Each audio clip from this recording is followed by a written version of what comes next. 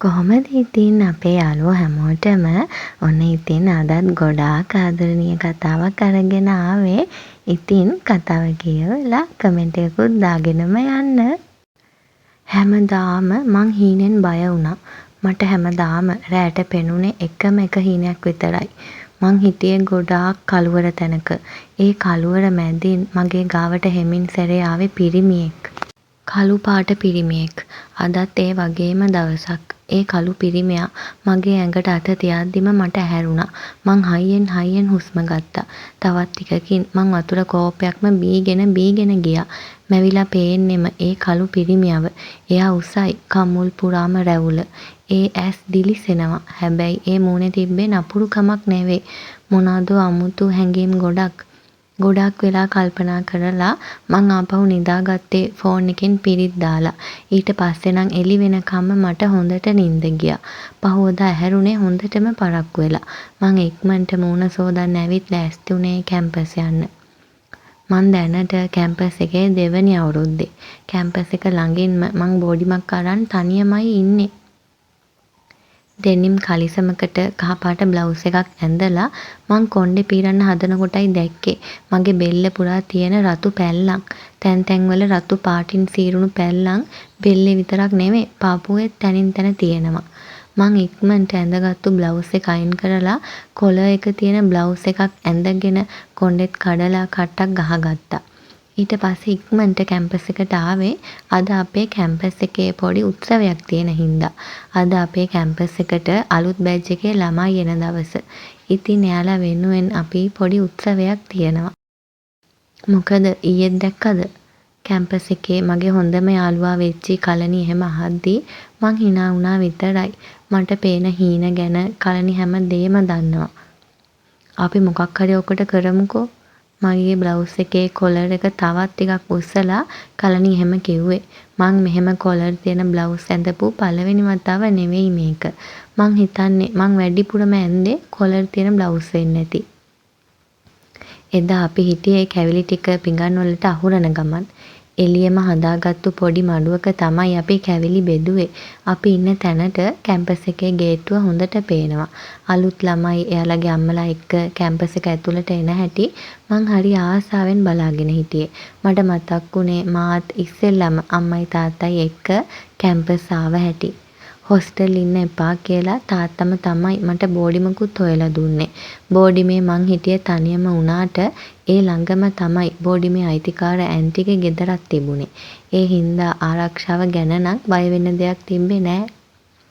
මං ගේට් එක දිහා බලාගෙන කල්පනා කර ඉද්දී එක පාරට මාව ගැස්සුනේ ගේට් එකෙන් ඇතුල් වෙලා අපේ පැත්තට ඇවිදන් ආව ඒ පිරිමි ළමයාව දැකලා. දෙයනේ එයා අතින් කටත් වහගෙන මාව අඩි 2ක් විතර පස්සට යන්න ඇති. ඔව් දෙයනේ එයාම තමා. මගේ හිත කෑ ගැහුවා. හැමදාම රැට මගේ හීනවලට ඇවිත් මගේ නිින්ද මට නැති කරන ඒ කළු පිරිමියා දැන් මගේ ඇස් ඉස්සරහටම ඇවිත්. එයා කළුයි, කම්මුල් පුරාම රැවුල. උස මහත ගානට ඔක්කොටම වඩා මගේ හිත නැවතුනේ ඒ ඇස් දෙක ගාව. එයාට තිබ්බේ බලල් ඇස්. හරියට මං හීනෙන් දකින පිරිමි කෙනාට වගේමයි. මං ඇස් පිල්ලමක්වත් නොගහ එයා දිහා බලන් හිටියේ. එයා අපේ කැම්පස් එකටම එන අලුත් ළමයෙක්. මං දන්නේ කොච්චර වෙලාවක්ද කියන්න. මං හිටියේ එයා දිහාම බලාගෙන. ඒත් එක්කම ඒ බලල් ඇස් මගේ දිහාවට හැරෙද්දි මං පපුවට අතකුත් තියාගෙන තවත් ටිකක් පස්සට ගියේ. සහේලි මාව ගැස්සිලා ගියේ කලණිගේ හඬට. මොකද බං? මං කලණි දිහා බලද්දි කලණි මගේ මූණ පුරාම ඇස් යවා එහෙම ඇහුවේ. නෑ මේ ඒ ටික විතරක් කියලා මං ආපහු බැලුවේ එයා කෝ කියලා. හැබැයි ඒ පිරිමි ළමයා තවත් පේන්න හිටියේ නෑ. අනේ මං හැම තැනම බැලුවත් එයා හිටියේ නෑ. එදා බෝඩිමට ගිහිල්ලත් මට මතක් වුණේ එයාව.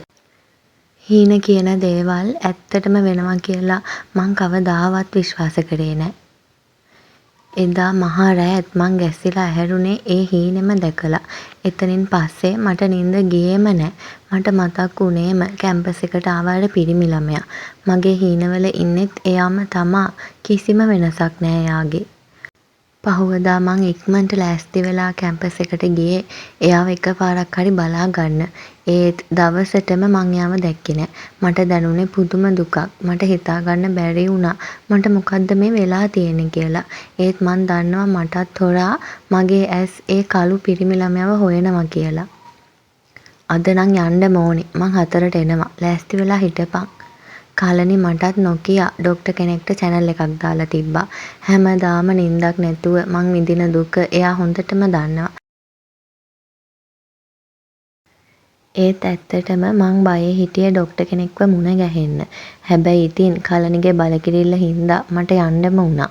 අපි ගියපු ඩොක්ටර් ටිකක් තරුණ කෙනෙක්. එයා එක්ක කතා කරද්දි තමයි මගේ හිතේ බය නැති වුනේ. ඔයා පුංචි කාලෙදී ඔයා ගොඩාක් ආදරය කරන කෙනෙක්ව ඔයාට අහිමි වුණාද? මං කියන්නේ ඒ කෙනා ඔයාගේ ඇස් ඉස්සරහම අහිමි වුණාද? මගේ කතාව හරිම සංසුන්ව අහන් හිටපු ඩොක්ටර් මගෙන් එහෙම අහනවත් එක්ක මාව මීට අවුරුදු 10කට ආපස්සට ගියේ මටත් නොදැනීම. අයාන් මගේ හොඳම යාළුවා. මට හිටපු එකම යාළුවා. මං මගේ අම්මා තාත්තට පස්සේ මේ ලෝකේ වැඩියෙන්ම ආදරය කරපු එකම කෙනා. අයාන් හිටියේ අපේ ගෙදරට ඉස්සරහ ගෙදර. එයා මට වඩා අවුරුද්දක් වැඩිමල්. අපි හොඳම යාළුවෝ උනේ අපිටත් නොදැනීම. එයා හැමදාම අපේ ගෙදර ආවා. මාත් එක්ක සෙල්ලම් කරා. ඒ දවස්වල මං එයාට ගොඩක් ආදරය කරා. මං වැඩියෙන්ම ආස වුණේ එයාගේ බලල් ඇස් දෙකට. අයන් කළුයි මං සුදුයි. එයා මට කතා කරේ බෝනික්කි කියලා. එයා හැමදාම අපේ ගෙදර ඇවිත් බෝනික්කි කියලා මට කතා කරනකම් මං බලන් හිටියා. හැබැයි දවසක් එතකොට මට වයස 12ක් විතර ඇති. මං හිටියේ අපේ ගෙවල් ඉස්සරහා පාර අයිනේ. අයන් හිටියේ පාරෙන් එහා පැත්තේ. බෝනික්කි අයන් හයියෙන් කෑ ගැහුවා. මං hina වෙලා එයාට අත වැනුවා. ඉක්මනට එන්න මං ගාව පැණි වලලු තියෙනවා. මගේ අතේ තිබ්බේ තාත්තා ගෙනත් දුන්නු පැණි වලලු පාර්සලේ. අයන් හරි ආසයි ඒවා කන්න. මං කෑ ගහද්දි අයන් hina වෙවි එන්න හැදුවේ මගේ ගාවට. ඒත් එක්කම මහ වේගෙන් ආව වෑන් එකේ වැදිලා අයන් ගව් ගානක් ඈතට විසි වෙද්දි මං හිටියේ ගල් ගැහිලා. මගේ අතේ තිබ්බ පැණි වලලු මල්ල බිමට වැටෙද්දි මගේ වටේට මිනිස්සු පිරෙන්න එච්චර වෙලා ගියේ නෑ. මිනිසුන්ගේ විලාප සද්දේ හැම තැනම විසිවුණු ලේත් එක්ක ඇම්බියුලන්ස් එකේ සද්දෙත් ඇහෙද්දි මං අත් දෙකෙන්ම කන් දෙක වහගත්තේ. අනේ දුවේ ඒත් එක්කම මගේ අම්මා මගේ ගාවට දුවන් එද්දි මාව එහෙම්ම සිහිය නැතුව වැටුනේ අම්මගේ අත් දෙකට. සිහිය ආවට පස්සේවත් මං වචනයක්වත් කතා කරේ නෑ. දවස් ගාණක් මං හිටියේ ගොළු වෙලා. අයන් මැරුණේ නෑ. එයාව සනීප කරගන්න එයාගේ අම්මයි තාත්තයි එයාව පිට රටකට අරන් ගියා. අයන්ගේ මතකය නැති වෙලා තිබ්බා. හැබැයි අයන් ජීවත් වුණා. එයා නැතිව මං ජීවත් වුණේ හරියට පිස්සියක් වගේ. මං හැමදාම අයන් අපේ ගෙදර ඇවිත් බෝනික්කි කියලා මට කතා කරනකන් බලාගෙන හිටියා. ඒත් එයා ආවේ නෑ. ඒ විදියට අවුරුදු ගාණක් මං බලාගෙන හිටියා. ටිකෙන් ටික මං ආපහු සාමාන්‍ය විදියට ජීවත් වෙන්න පටන් ගත්තා. හැබැයි මගේ හිත ඇතුලේ හිටපු අයන් මගෙත් එක්කම උස්මහත් වුණා. දැන් මට වයස 23ක් අයන්ට වයස 24ක් ඇති. එයාව ආයෙත් මුණ නොගැහුණාට මං දන්නවා එයා කොහේ හරි ජීවත් වෙනවා කියන්න. මේ කතාව ආයෙත් කියද්දි මගේ ඇස්වල කඳුළු පිරීලා කම්මුල් දිගේ ගලාගෙන ගියා. ඩොක්ටර් මට බෙහෙත් දුන්නේ නෑ. එයා කිව්වේ කාලෙකට කලින් වෙච්චි ඒ කම්පනය තාමත් මගේ යටිහිතේ තියෙනවා කියලා. ඒ දේ පාලනය කරගන්නත් පුළුවන් මටමයි කියලයි ඩොක්ටර් කිව්වේ. අයන්ට එහෙම වුණේ මං නිසයි කියන වරදකාරී හැඟීමත් මගේ හිත ඇතුලේ තිබිලා ඒ වේදනාවට මටත් නොදැනීම මාව තුවාල කරන් තියෙන්නේ මමමයි කියලා ඩොක්ටර් කිව්වේ. හැබැයි මට හැමදාමත් ඒ හීනේ පෙනුණා.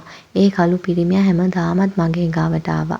මට හිතෙන්නේ හැමදාම හීනෙන් මගේ ගාවට ආවේ පිරිමියා වෙන කවුරුත් නෙවෙයි අයාන්ම කියලයි. එයාගේ මූණ පැහැදිලිව පෙනුනේ නැති වුණාට ඒ බලල් ඇස් දෙක හීනෙනුත් මට හොඳට පෙනුණා. දවසක් මං හිටියේ කැම්පස් එකේ කැන්ටිමට වෙලා පාඩම් කරන ගමන්. පරාට දෙකක් ඒත් එක්කම මට පිටිපස්සෙන් එහෙම කටහඬක් ඇහෙද්දී මං නිකමට හැරිලා බැලුවේ ඒ හඬ හොඳටම හුරු හින්දා. දෙයියනේ එයා තමයි මං හැමදාම හීනෙන් දැක්කේ. ඒ කළු පිරිමියා. ඒ බලල් ඇස්වල අයිතිකාරයා. දෙයියනේ එතකොට මේ අයාන් මං කෑ ගැහුවා. කැන්ටිමේ හිටපු ළමයි කීප දෙනත් මගේ දිහා බලද්දි මං නැගිටලා ආවේ අයාන් ගාවට. එයා හිටියෙත් මගේ දිහාම බලාගෙන. අයාන් අනේ අයාන් මං එයාගේ උරහිස් අල්ලලා හොල්ලද්දි එයා හිටියේ වචනයක්වත් නොකියා. අයාන් මං සහේලි ඔයාගේ බෝනික්කි. මං අඬ කියද්දි මං දැක්ක එයාගේ ඇස් ගැස්සෙනවා. එයාගේ අත වෙවුලලා පරාට පිඟාන බිමට වැටෙද්දි ඔළුවත් අල්ලගෙන එයා වාඩි වුණේ මගේ පය පාමුල. ඒත් එක්කම එයාට සිහිය නැතුව යද්දි අනේ මං හයියෙන් කෑ ගහලා අඬන්න ඇති. මට ආයේ හැම දේම මතක් වුණා. මගෙත් එක්ක සෙල්ලම් කරපු මගේ බ්ලැක් ප්‍රින්ස් එයා එදා ඉස්සෙල්ලම කැම්පස් එකට එනකොට මට එයාව හුරුයි වගේ දැනුනේ ඒක හින්දා වෙන්න ඇති. හැමදාම රෑට මට හීනෙන් පෙනුණු කළු පිරිමියා වෙන කවුරුත් නෙවෙයි අයාන්ම තමා. මං ඔයාට ඒ තරම්ම බැඳිලාද අයාන් මට තාමත් හිතාගන්න බෑ. අයාන් හැමදාම මගෙත් එක්කම ජීවත් වෙලා. මට හැමදේම තේරෙන්න විනාඩියක්වත් ගියේ නෑ. ළමයි එකතු වෙලා අයාන්ව හොස්පිටල් එකට අරන් යද්දි මං ගල් පිළිමයක් වගේ බලාගෙන හිටියා. මගේ ඇස් වලින් කඳුළු බේරෙනවා. සහේලි යමං මාව ගැස්සුනේ කලනිගේ හඬින්. කලනිට මං හැමදේම කියලා තිබ්බේ. කලනි මාවත් එක්කන් හොස්පිටල් එකට ආවා. ඒත් ඒ වෙලාවේ අපිට අයාන්ව බලන්න දුන්නේ නෑ. අපි හෙට එමු බං. කලනි එහෙම කියද්දි මං හා කියන්න ඔළුව වැනුවේ. එදා මං බෝඩිමට ඇවිත් කන්නෙත් නැතුව ඇඳට වැටුනේ. අවුරුදු ගානකට පස්සේ එදා මට සැනසීමෙන් නිින්ද ගියා. එදා රෑ මට අර හීනේ පෙනුනේ නෑ. දෙයියනේ කාලෙකට පස්සේ මං සැනසීමෙන් නිදාගත්තා. පහුවදා උදේම කලනි ආවා මගේ බෝඩිමට මාව එක්කන් යන්න. අපි ත්‍රීවිල් එකක් හයර් කරන් හොස්පිටල් එකට යද්දී කැවිලි කඩයක් දැකලා මං මගදී ත්‍රීවිල් එක නතර කරා. මොකද බං? කලනි අහද්දී මං මුකුත් නොකිය කඩේට ඇවිත් අරගත්තේ පැණි වලලු පාර්සලයක්. අයාන්ගේ ආසම කෑම. හොස්පිටල් එකට ඇවිත් ටික වෙලාවක් අපි එළියට වෙලා ඉද්දී මං ඈතින් දැක්කේ අයන්ගේ අම්මයි තාත්තයි අපි ඉන්න පැත්තට එන හැටි. සහේලි දෙයියනේ කොච්චර කාලයකට පස්සේද දැකපු ගමන් මාව අඳුනගත්තු අයන්ගේ අම්මා මාව බදාගත්තේ එහෙම කියලා. පුතාට තාමත් ගොඩාක් දේවල් මතක නෑ. ඩොක්ටර්ලා නම් කියන්නේ කවදා හරි මතකය එයි කියලා. අයන්ගේ අම්මා ඇස්වල කඳුළු පුරවගෙන එහෙම කියනවත් එක්කමයි ඩොක්ටර් ආවේ අපි ගාවට. එක්කෙනෙක්ට විතරක් එන්න පුළුවන්. ඩොක්ටර් එහෙම කියද්දි මම බැලුවේ අයන්ගේ අම්මා දිහා. ඔයා යන්න දුව අයන්ගේ අම්මා කියද්දි මං පපුවට අතකුත් තියාගෙන ආවේ අයන් හිටපු රූම් එකට. ඇඳ විට්ටමට හේතු වෙලා අයන් හිටියේ මගේ දිහාම බලාගෙන. අයන් ගාවටම ආව මං මුකුත්ම නොකියා පැණි වලලු පාර්සලේ යට දික් කරේ. මගේ බෝනික්කි අයන් හෙමින් සැරේ කියද්දි මං තවත් මුකුත් නොකියා අඬාගෙන තුරුළු උනේ ඒ පපුවට. මං ගොඩාක් වෙලා අඬන්න ඇති. මං කවදාවත් හිතුවේ නෑ අයන්ව ආයෙත් මට දකින්න ලැබෙයි කියලා. අයන්ට මාව මතක් වෙයි කියලා මං හීනකින්වත් හිතුවේ නෑ. ඔයාට මාව මතකයි නේද අයන්? මං අඬ ඇහුවා. එයා හරි ආදරෙන් මගේ ඔළුව අත ගෑවා. හැමදේම අමතක වුණත් මට ඔයාව අමතක වෙයි කියලා මං හිතන්නේ නෑ බෝනික්කි. අනේ එයාගේ වචන මං තවත් ඒ පපුවට ගුලි වුණා. එයා ගාවින් ආව සුවඳ තමයි මට හැමදාම රෑට දැනුනේ. එයාගේ බලල් ඇස් තමයි මං රෑට හීනෙන් දැක්කේ. ඒ කළු පිරිමියාට තමයි මං දැන් ආදරෙන් තුරුල් වෙලා ඉන්නෙත්. එදායින් පස්සේ තමයි මගේ ජීවිතේ ලස්සනම කාලේ උදා වුනේ. මං දැන් අයන්ව මැරි කරලා අවුරුද්දක්. මේ අවුරුද්දටම මං එක පාරක්වත් හීනෙන් බය වුණේ නෑ. එක පාරක්වත් මං හීනෙන් මාවම තුවාල කරගත්තේ නෑ. හැම රෑකම මං නිදාගත්තේ සැනසීමෙන්. ඉතින් මේ හැම රෑකම මං හැමදාමත් හීනෙන් දැකපු ඒ කළු පිරිමියා ඇත්තටම මට එහා පැත්තේ නිදන් මාව තුරුළු කරන් හිටියා. එහෙනම් ළමයි අදට ගිහින් එන්නම්. ආයෙත් ඉක්මනටම හම්බ වෙමු. ආදරෙයි ඔයාලා හැමෝටම.